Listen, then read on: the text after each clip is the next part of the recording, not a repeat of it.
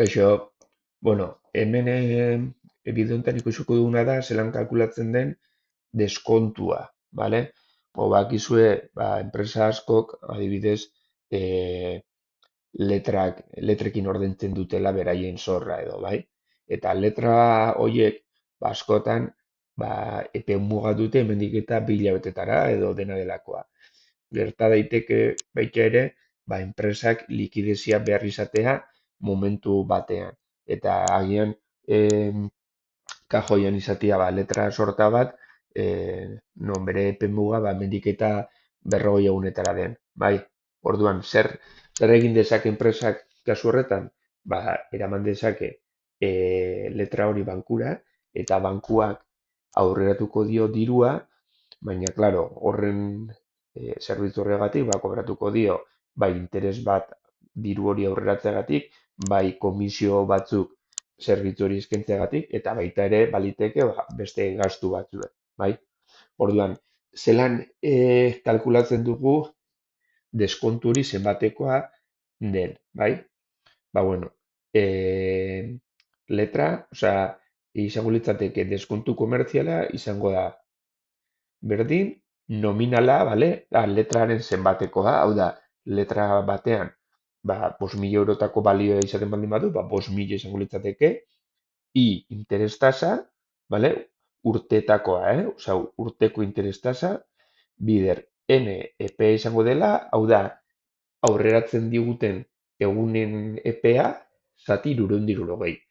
360 deskontu komertziala delako, urte komertziala hartzen dugulako kontutan, bai?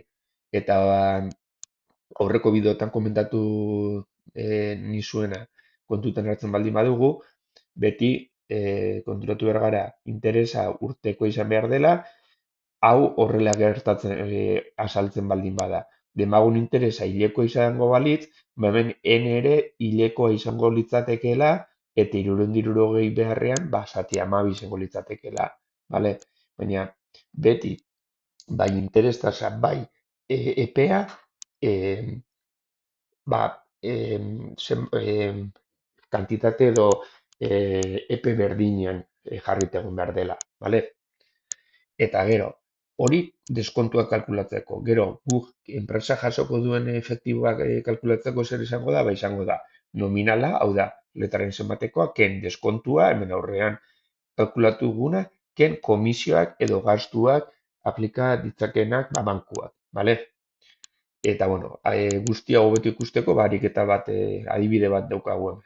Vale? Adibidez. Mugeguna baino 30 egun lehenago 2.000 euroko nominala duen letra bat daramagu deskontuan. Vale? Deskontu tasa 100%koa da.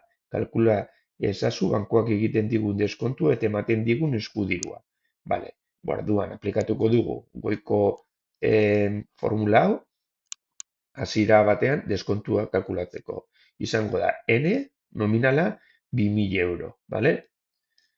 Bider, interes tasa 100%koa. Esaten genuen bezala, beti ehunekotan jarri behar digu. Orduan, 100%, 0,1.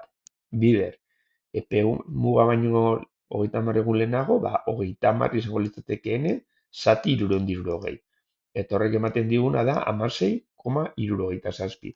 Hau da, deskontuagatik kobratuko diguna bankuak. Vale?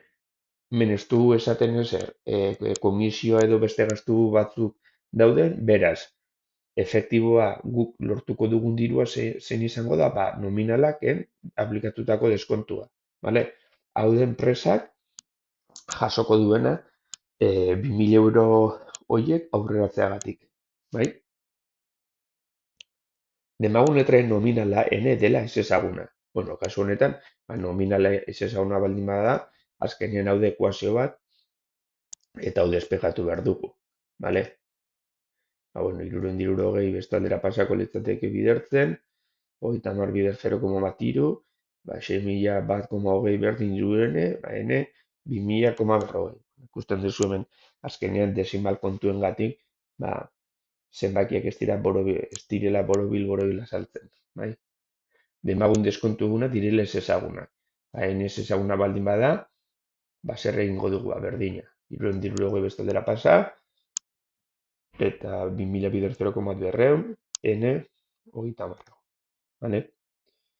Vale. Eta hemen badago beste adibide bat, esaten du irailaren batean jalukitako kanbio letra baten mugeguna azaroaren bata da. Eta urriaren 15 deskontatu da. Kontuan hartuta nominala 4.000 eurokoa dela eta deskontuta 110 zein da letraren eskudirua. Vale. Guri irailaren batean jaulki dela ez zaigu inporte zertarako. Vale. Bakarrik guk eraman dugu urriaren 15ean letra bat bere pemuga azaroen batean dena. Bai? Orduan, urriaren 15etik azaroaren batera 17 egun daude. Vale? Orduan, N da 17. Orduan ja badakigu, ba, 4.000 da nominala bider interes tasa, bider 17 egun zati 3hirurogei. 18,89 izango da deskontatzen duena bankuak. Orduan, 4.000 nominalak deskontua, ba, hau da letraren eskudirua. Vale? Kasu honetan, ba, bueno, N ez digute N ematen enuntziatuan, guk kalkulatu behar dugu. Baina, bueno, vale? Bueno, ba, edozein zalantza izan ezkero, ba, emailtxoa bidali eta listo, vale? Hala, arte.